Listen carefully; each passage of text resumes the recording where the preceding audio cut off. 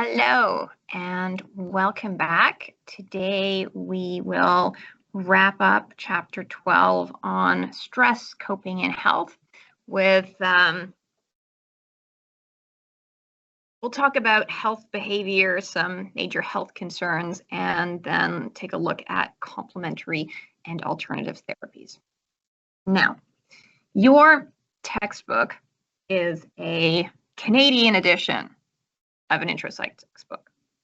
What that means in practice is that it's an American textbook, as in from the United States, and it's been kind of Canadianized. They have added Canadian tidbits here and there. Maybe instead of talking about the American Psychological Association, they might mention the Canadian Psychological Association. It is inherently and centrally still an American text, and this one, like another American text I teach from, has takes a concern with body weight, and I think that is probably more of an issue in the United States. However, it is generally observed in Western industrialized countries that we have higher body weights than are ideal or are healthy, and there are many reasons for that. We have much more access to food than people have had historically, and we don't have the kind of food shortages that you see in the developing world, some parts of the developing world. And we also have food that provides like an abundance of calories, and we eat that in a context where we're quite living sedentary lifestyles, so we're not exercising enough, and we're also stressed, and the combination of those things mean that people can develop higher body weights than are ideal, and many people struggle with their weights, right? They have weight loss goals that they're constantly working on and failing at and struggling with, right? It is enough of a concern for enough people that there's a big industry out there selling diet pills and techniques, etc.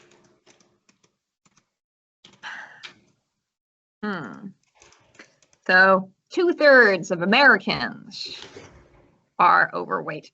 I noticed there's this way that people from the United States of America use the term American, which is like covers people from North, Central, and South America, and just sort of own the term as if they're all the Americans. So that's why I keep trying to say like people from the United States. 2/3 of people from the United States are overweight, and 1/3 of those are obese, which means a body mass index of over 30, and that is associated with higher risk for heart disease, for stroke, for cancer, particularly for type 2 diabetes, which is a metabolic disorder. So various metabolic disorders. Now, remember that the Hassel scales we looked at, and it's supposed to be predictive of stress. And then I took a closer look at the items that were on that Hassel scale. And there's one item that I thought like, oh, that's a strange one. Like, what's that doing there? How's that a hassle? And it was concern about weight. I thought that was just an odd thing to say, but I wonder if there's a correlation between concern about weight and stress and stress that's coming up there and making that scale seem, that Hassel scale, more valid or more predictive of stress. Now, I added the yellow highlighting here.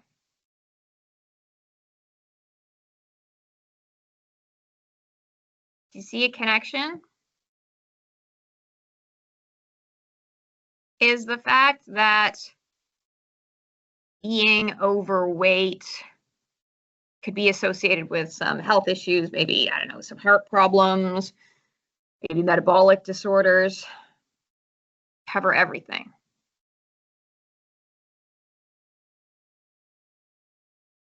In terms of its contribution to stress.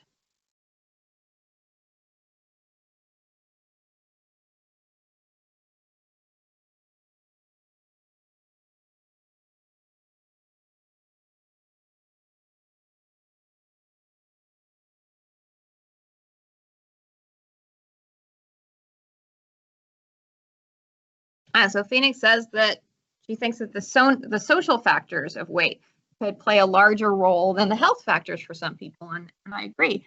So the textbook makes the point that people can get bullied because they are fat, and people can be discriminated against. There is hiring discrimination against larger people. Now, all things held equal, the thinner person gets the job. But is that because of the weight itself? You know, that stressed reaction? Social exclusion is very stressful for us, right? Loss of control and social exclusion, so we survive in social groups, are very stressful stimuli for us. But is it the weight on the body that's causing that stress? Or is it the being bullied, excluded, discriminated against, and talked about as if you're less than? Okay, this is my issue here. And I don't think that, given my own political values or spiritual values, I don't think that anyone should be really excluded or bullied or discriminated against for any reason. I don't see why it's okay to bully, exclude, or discriminate against fat people any more than it would be to do that to gay people, etc.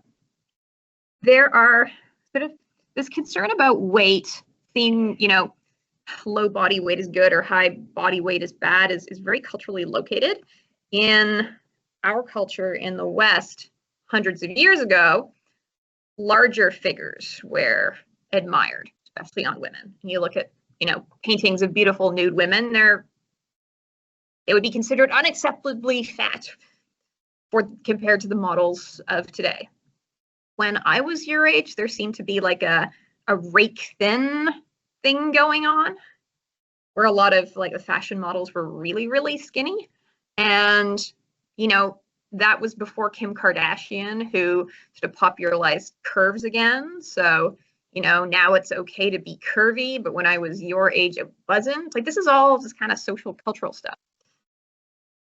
In Africa, like sub-Saharan Africa, there's a preference for larger body weights. In Mauritania, the ideal female figure is fat, large, obese. The fatter, the better. There are camps, like feeding camps, that parents put their teenage daughters in order to fatten them up. They're force-fed until they want to vomit. They're, painful objects, kind of like sticks that crush them, are placed on their feet to keep them eating because they need to get fat in order to be married, because, what self-respecting man would want a thin wife? No, you need a fat wife. And in that culture, women who are thin are bullied and teased and excluded and picked on and seen as not real women. And women from that culture might look at our fashion magazines and laugh, thinking like, who is this sickly looking model? There is a connection between ideals about weight and what they convey about socioeconomic status. In Mauritania, there's desert, and it's easy to be thin, and if you're poor, you're thin. But the wealthier your family and the wealthier your husband, the fatter you can be. And so now fat is idealized and fetishized.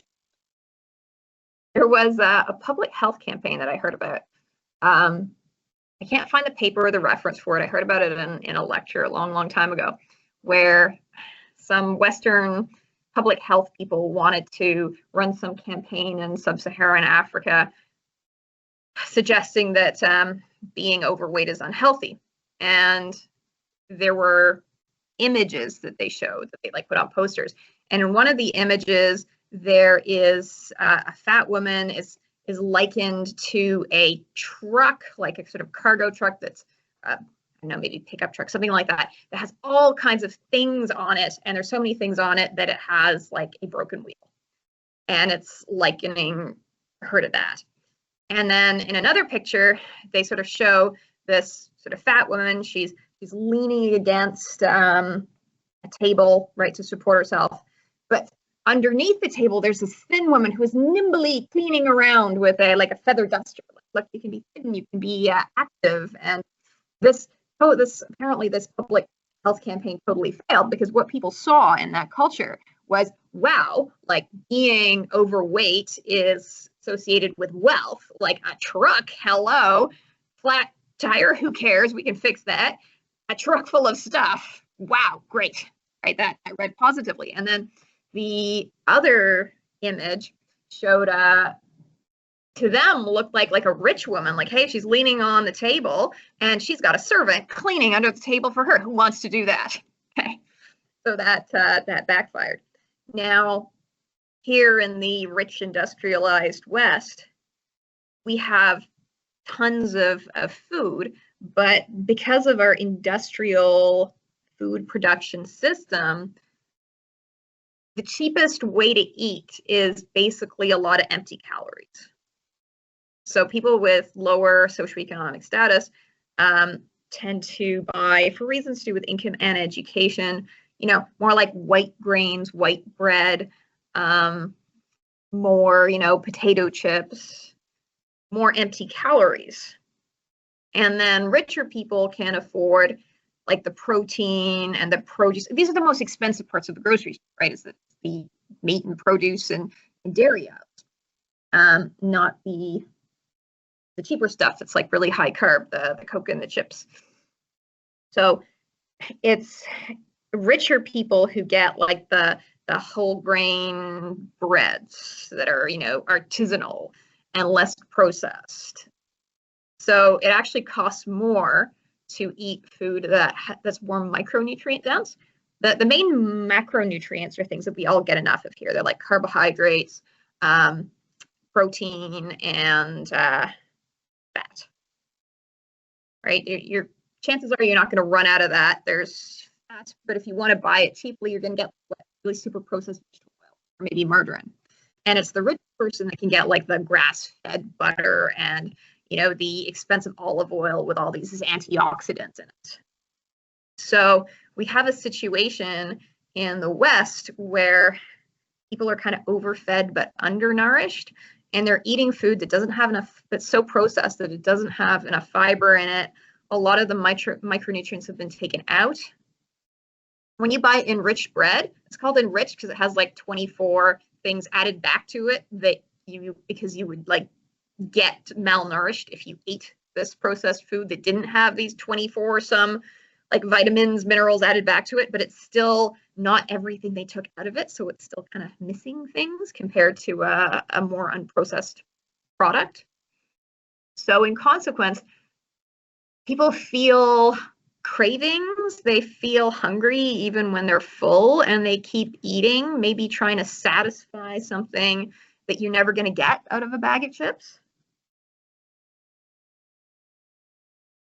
So in our society, being larger in body weight is correlated with lower socioeconomic status and looks less desirable than being thinner, versus in sub-Saharan Africa, where being larger conveys higher social status.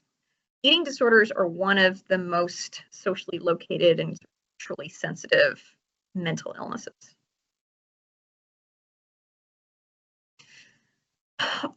People who are struggling with their weight sometimes follow weight loss diets, like they have a weight loss goal. I'm going to go on this diet. It's the South Beach diet. It's the Atkins diet. It's the this and the that.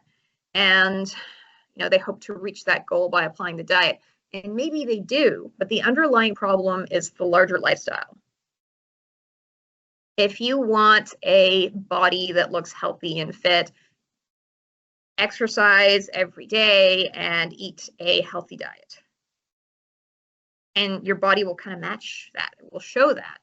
But what we see people doing instead is that there's a background of an unhealthy diet and lifestyle, and then they want to add on like a kind of crash diet or a fad diet.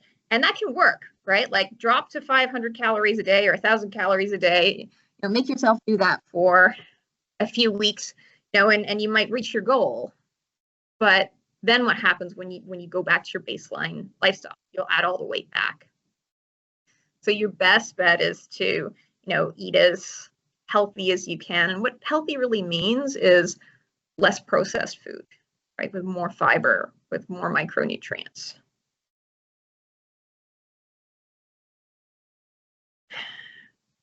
Portion size is another cultural thing. I went to a conference in Houston. I think that was one of my first times going to the United States. Houston is in Texas. I remember getting off the plane and walking through the airport and immediately noticing, like, oh, people are like larger.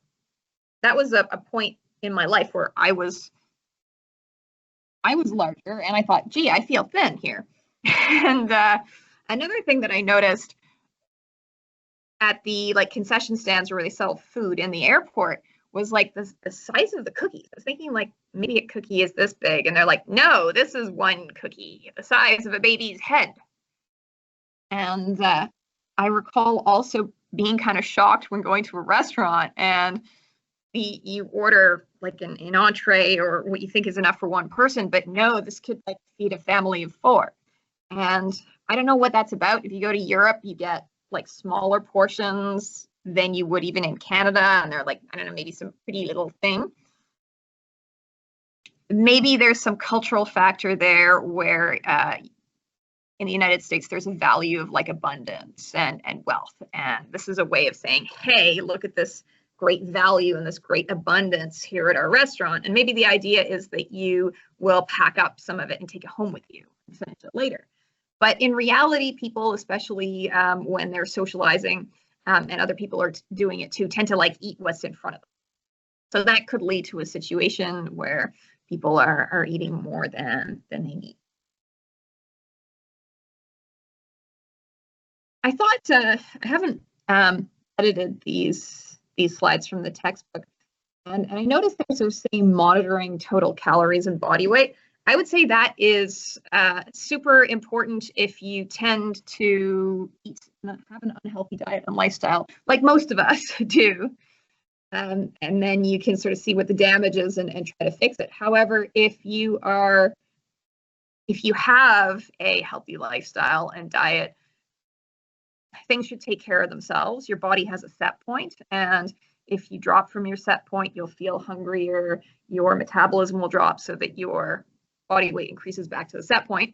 And then if you are gaining weight from your set point, there will be changes where your metabolism increases and you get less hungry so that you eat less. So assuming that you're eating a reasonably healthy diet and having a healthy lifestyle, it should take care of itself. I think the monitoring becomes more important if you're not doing that.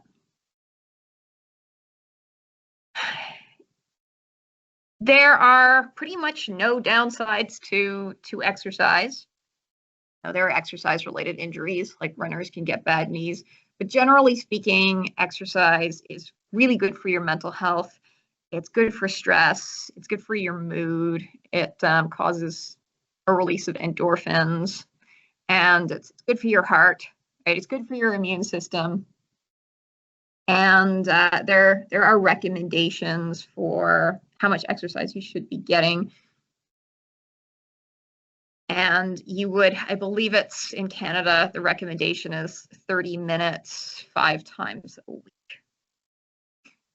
And it is easy for me to preach all this stuff, but most people don't do this, right? The prevalence of people in our population who are not smoking, who are not overusing alcohol, who are, eating the recommended number of servings of vegetables, or let's say following the latest edition of the food guide, is vanishingly small.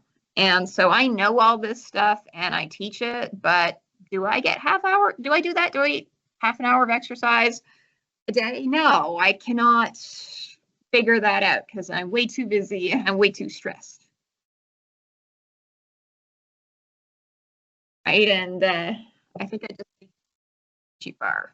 So it's a lot easier to preach this than it is to.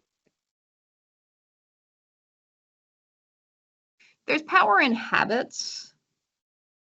If you can develop healthy habits and they actually become habitual, then they're on your automatic track and you'll do them automatically without thinking about it.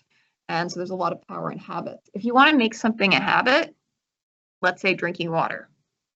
or getting half an hour of exercise a day. That is not something that you will likely achieve the first time you try it, or the second time, or the third time. There was a study about how long it took to develop habits across a large number of goals that people had for habit development. And the study found that on average, across all the different kinds, it was like 60 days to develop a habit. That's like 2 months.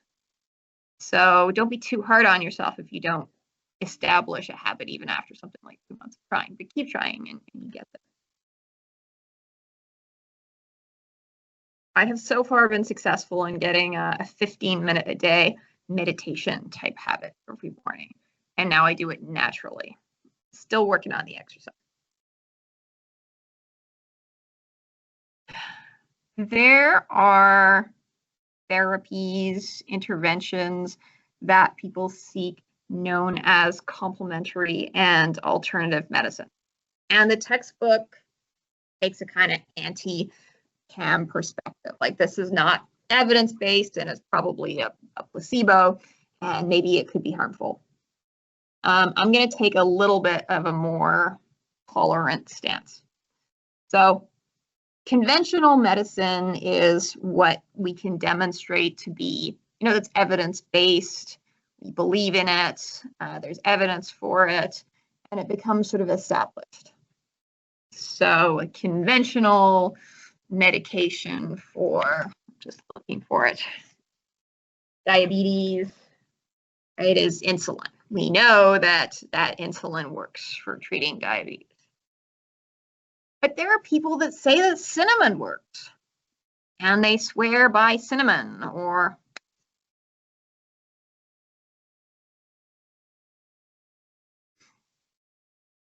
can cinnamon cure diabetes? I don't think so. Could it help with certain things? Maybe. Has the study been done, and is there anyone interested in funding that study? Is the cinnamon industry interested in running that randomized control trial? The evidence of absence isn't the absence of evidence. So just because there isn't evidence for something doesn't mean it actually doesn't work. Maybe we just haven't done the study. So keep that in mind. Maybe somebody could, finally do some randomized control on cinnamon and like, wow, it actually does have some effect. But no, I don't think anyone's done it. You'd have to have somebody with a vested interest in doing it. It's quite expensive to do randomized control trials, right? They're usually done at universities. So there's a professor that's doing it. There's research assistants. You have to recruit participants. You maybe follow people for a year. There's quite a lot of money that goes into that. Well, who's paying for that? Who's funding it? There can be bias in scientific research because of these interests. A lot of research that says that dairy is really healthy for you, and so you should be getting many servings of dairy per day. Sorry, this kind of research is used in lobbying the government when they're coming up with food guides, because the dairy board would love it if the government told everyone that they needed 5 servings of dairy per day. A lot of these studies are funded by people who have an interest in finding a positive result. So a lot of the dairy is really healthy for you studies are funded by the dairy industry. A lot of the soy is unhealthy for you and phytoestrogens comes from the dairy industry. A lot of the studies that say that dairy is unhealthy for you and actually soy is super healthy for you are funded by the soybean industry. And so research on diet and nutrition is quite fraught and very interesting, actually. So alternative medicine refers to healthcare practices and products that are used in place of conventional medicine. It's replacing it. So let's say I said, I'm not going to take my insulin anymore. I'm going to get acupuncture instead. That would be alternative. And the idea of complementary medicine is when we're going to add on those other practices.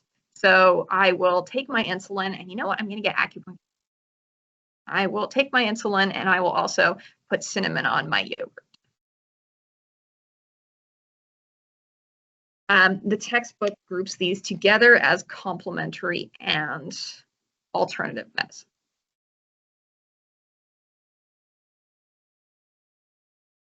So there are a lot of things that fall under complementary and alternative medicine. And I think some of them are more pseudoscientific than others. I think some of them are more potentially harmful than others, and some of them are more potentially beneficial than others. Oh, I just saw a hand up. Bronwyn, turn on your microphone. Sorry, can you hear me okay? Maybe I need to turn on my speakers. Okay, my speakers are on. We were just wondering, we just have to go to the washroom. Is that okay? You're definitely allowed to go to the bathroom. Okay, thank you. Are you gonna keep going? Well, so I'm taping this, and what that means is that when I post it, you can go back and watch it. Okay, thank you. Did you like break your glasses? Yeah, it was like a skateboarding accident, and I just like I ate it. Neat. Okay. Yeah. All right, thank you. Okay. Many different therapies here. They have natural products. Those can involve herbs and vitamins, natural supplements. You can go to your pharmacy and buy the precursors of certain neurotransmitters. So serotonin, you can buy 5-hydroxytryptophan, pills of it. Right, I have a bottle of that, and if I take one of those, it definitely calms me down. You can buy melatonin to help you sleep. Right, that actually does work. You can buy there are dopamine precursors that you can buy from your natural health aisle. My mom has Parkinson's, and she buys them. A lot of people report increases in mood from taking B vitamins. And B vitamins are produced by your gut bacteria, and your gut bacteria and how healthy it is and what it's doing depends on many factors.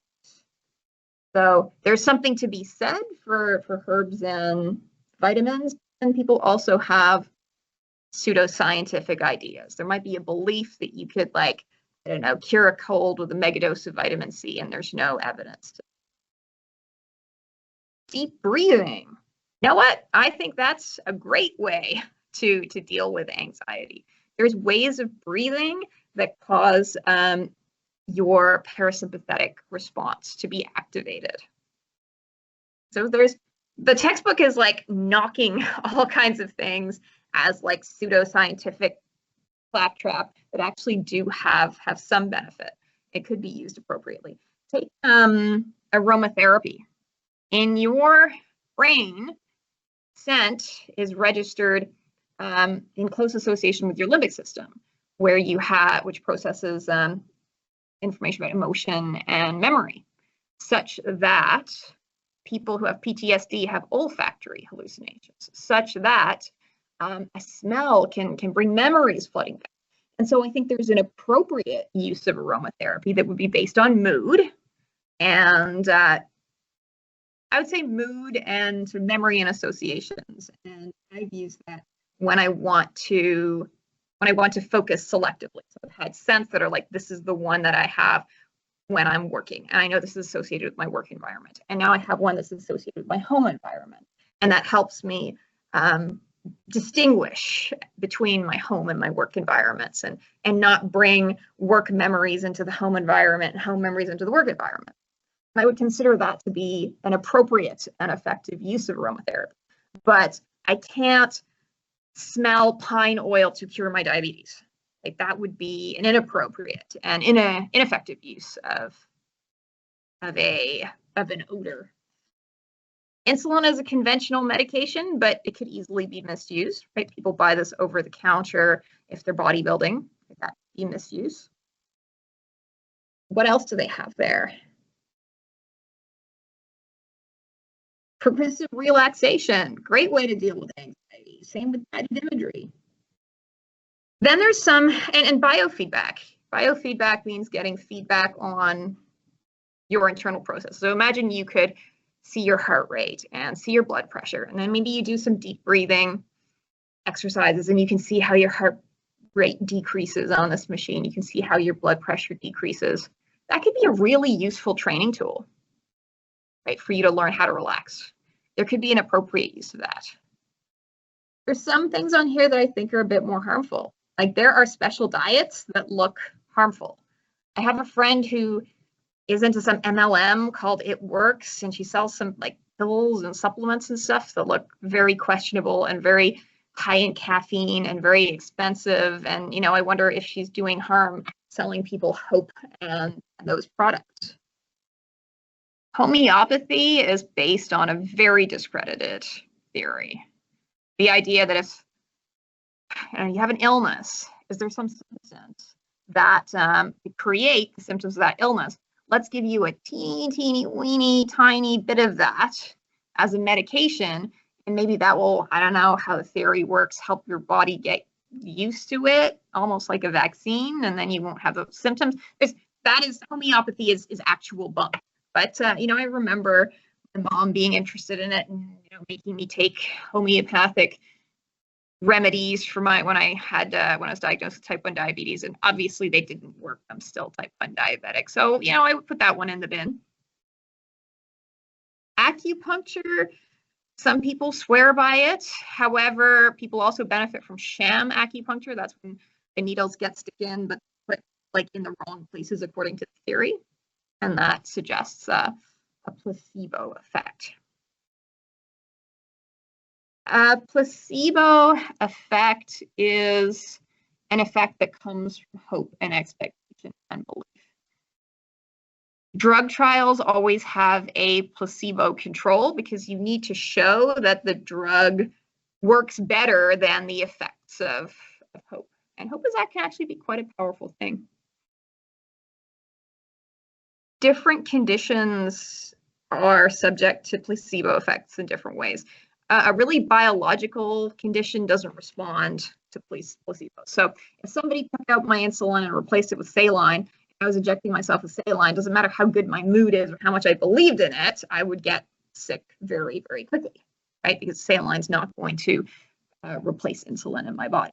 Doesn't matter how much I believe or how much I hope. Some conditions are highly subject to placebo effect, and those are the ones that are like more in your head. Pain is a construction of your mind.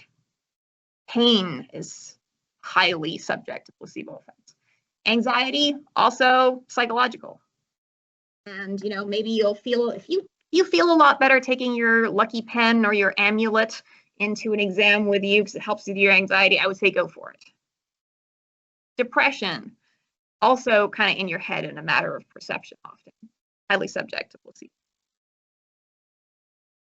Now, things like vitamins and minerals and herbs actually are psychoactive and do have an effect on your body.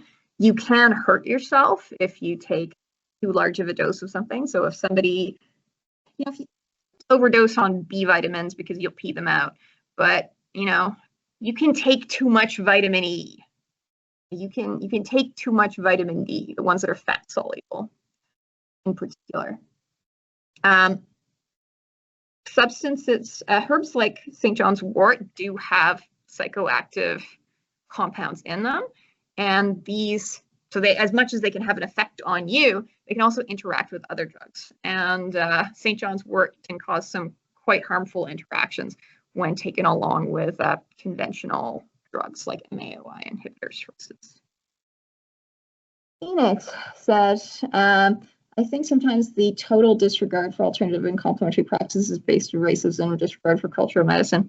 I agree. I have a friend who's a doctor, and he's has quite a lot of respect for Chinese medicines and some of the herbals, some of the herbs they use.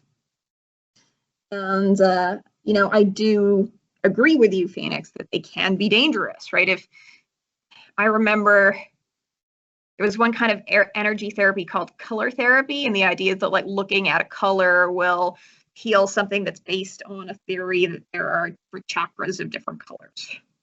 And diabetes, the pancreas is associated with the yellow chakra, so that's why I'm supposed to buy the yellow color bath. I remember the color baths being sold at a natural food store in my area. And I've heard of a case where instead of giving a father the insulin he needed, the son just shone a yellow light on him until he died. thinking that there is something about energy, about the color. Yeah, you can kill yourself through bogus or misapplied complementary or alternative medicine. But I do also see that there are real benefits there, and those are being sort of disregarded. I think the textbook's taking a really very negative view of it. Back to Phoenix's comment. But I also don't think that medicine has no place somewhere. I agree with you. Liam says, when my mom had cancer somewhat recently, and she's better now, glad to hear that. She read on the internet that if she went on a zero carb diet, she would get better because cancer cells need carbs to live. The doctors had to explain to her that it would not work and that she also needed to eat carbs. She was also using conventional medicine, so she's better now. I haven't heard. Yeah, I don't know. I don't have much medical knowledge, so I can't really comment. But one way or the other, I'm glad that your mother is better. I can say, as a person with a chronic health condition, that I think that if I had only ever listened to the conventional medicine and my doctor's wisdom and the diabetes, I'd probably be quite miserable right now because they were promoting high carb diets. I think possibly because of the influence of people who want to sell strong insulins that deal with high carb diets, when in fact it's a lot better for me to be on a low carb diet which doesn't require these fancy expensive new insulins. I can be on a low carb diet and use like the kind of old insulin that's really cheap. And so I've often wondered whether there was some kind of conflict of interest where the pharmaceutical companies were getting diabetes clinics to kind of push high carb diets. Like, yeah, you should be eating as many carbs as everyone else, and you just like take this insulin. But it caused a lot of up and downs. So as a person with a chronic health condition, I've seen the ways that the conventional sort of evidence-based ways of doing things can be limited and sometimes biased themselves. But the textbook is kind of presenting it as like, no, the conventional way is the right way, in the proper way, and all this other stuff is bunk. Ruby said, I heard that cancer can be cured with a lot of vitamin C. If that were actually true, then we wouldn't have a cancer problem because people who got a cancer diagnosis would just take a mega dose of vitamin C and be done with it. If that were really true, many lives would be saved.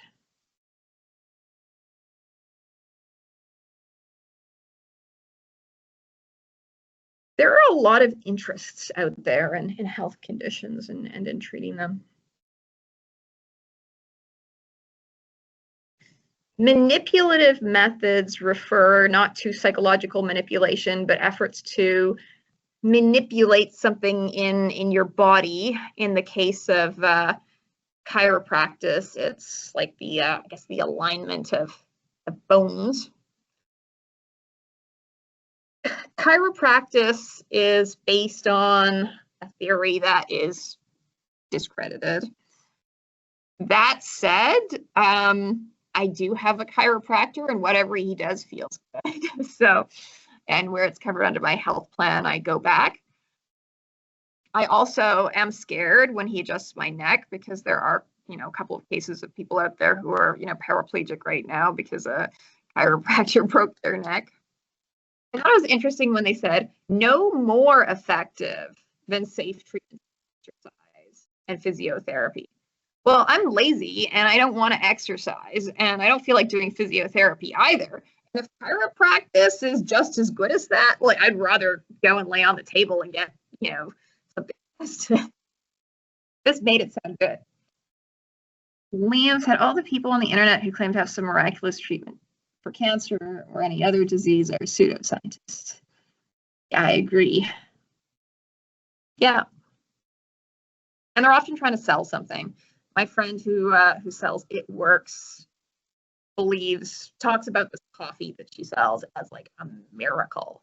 You drink this coffee and it like cures your ADHD and you have the energy to get through the day and it's just incredible. She talked it up so much that I had to try it, and actually it is a pretty good coffee. But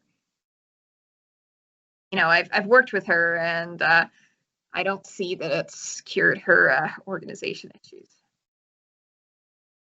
I already mentioned biofeedback. That's when, there's a machine that sort of gives you outputs. It said, this is what your heart rate is, this is what your blood pressure is. And then you could try something like a relaxation exercise. You'd be like, oh yeah, when I do this, when I breathe in this certain way, it brings my heart rate down. I think that's a fantastic idea if you're trying to manage your anxiety. So I don't knock that. And since it doesn't yield effects beyond the relaxation, but what if what you're training is the relaxation? And Noah says, I remember hearing a story of a person who had a cracked disc in their spine. The person's parents didn't want to do surgery and instead went to a chiropractor. Oh no, this is not going to end well. And unfortunately, the chiropractor ended up worsening the injury, and I believe severed the spinal cord. Yeah, that was happened.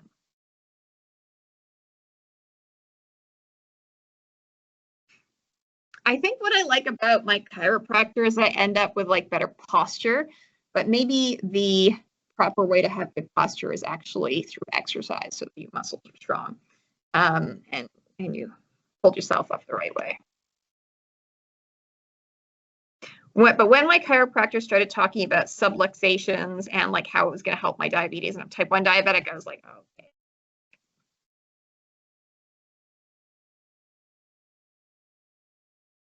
Meditation is also a complementary and alternative type of therapy that I would say does a lot of people a lot of good.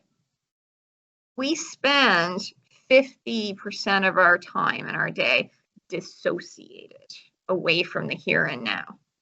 When you are ruminating, when you are thinking of the past, when you are imagining the future, you're not here and now. And here and now is actually a lot less scary than the places you construct in your head, right? Or the bad places you've been that you're remembering and replaying. And here and now is also the only time and place you can really do stuff. If I'm going to make a change, if I'm going to take advantage of an opportunity, if I'm going to practice a skill, I have to be here and now to do it. And many of us are kind of bad at being here and staying here and being grounded. And meditation teaches you how to do that. And even the textbook acknowledges that there are a variety of positive effects.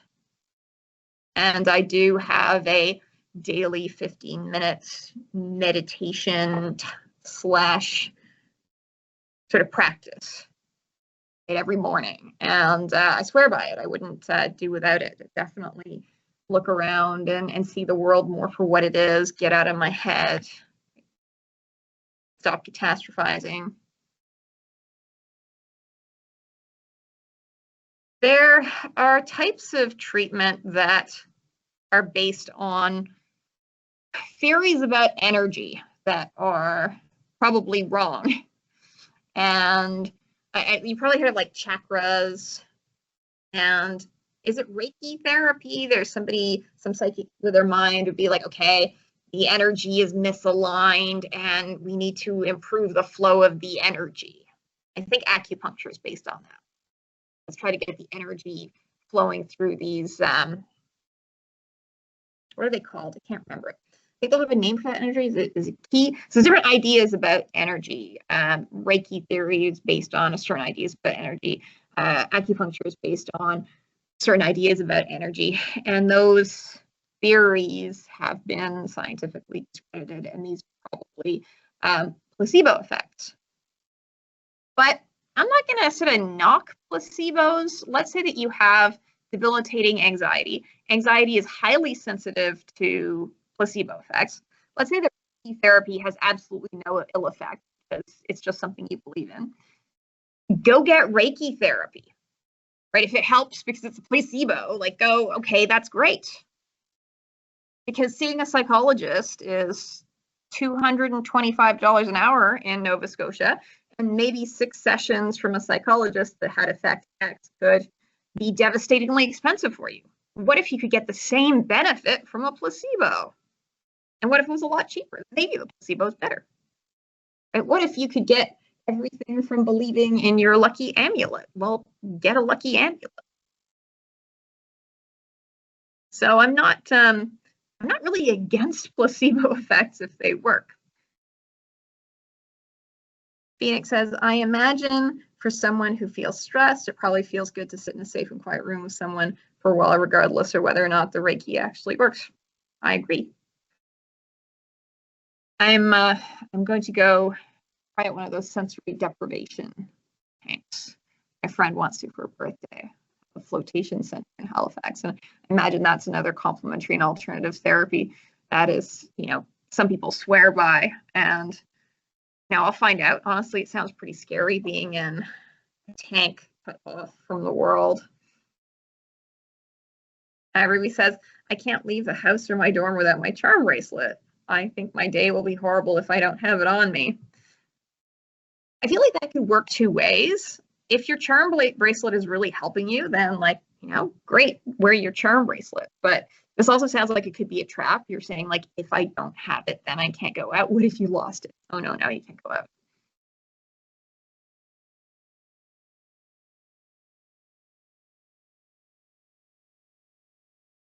Homeopathic medicine is bunk. I support the textbook in that. So complementary and alternative medicine can be very placebo-based. It really depends on what you're talking about. I don't think that meditation is a placebo, right? Compared to somebody, not meditating. Meditation might actually work. But some of it, like let's say homeopathy, Reiki therapy, would be very placebo-based. And I would say, if you can get a placebo effect safely and cheaply, you might as well get it.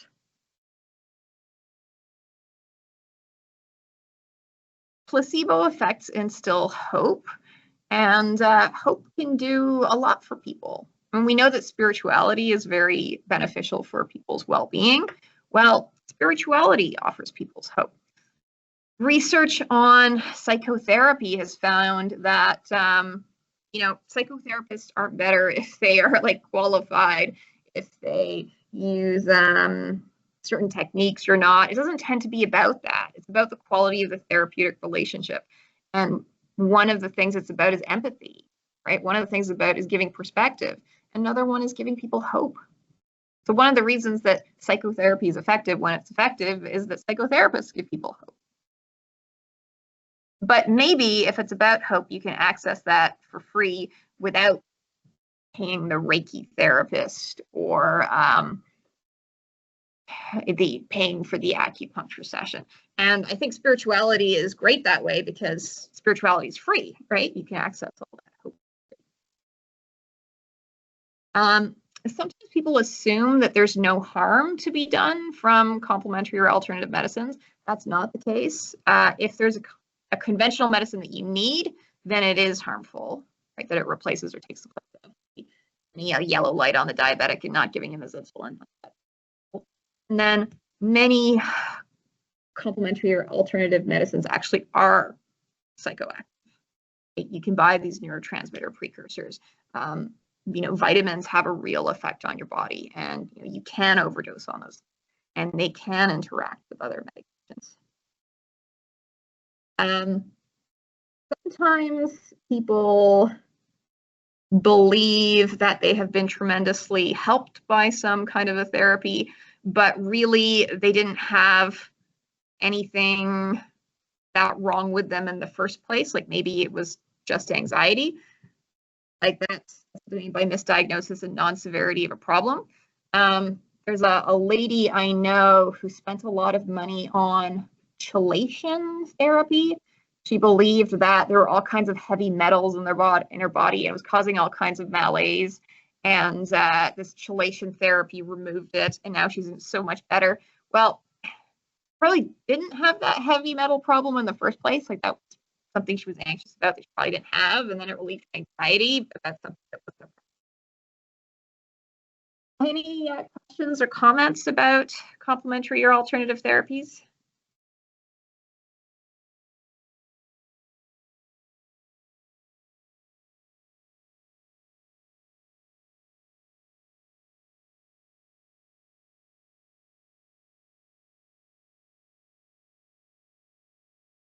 Liam said, once wore a bracelet for 3 years straight without ever taking it off. Eventually it broke. But then what?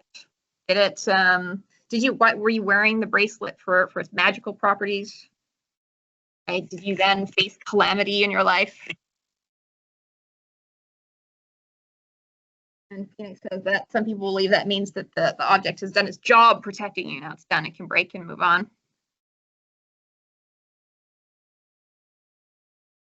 Yeah, these are sort of magical thoughts. But I would say if you benefit from your magical thoughts and they don't harm you, keep having them. All right, we are at 12:20. I'm going to stop the recording here. And I look forward to seeing you next week to discuss our next chapter.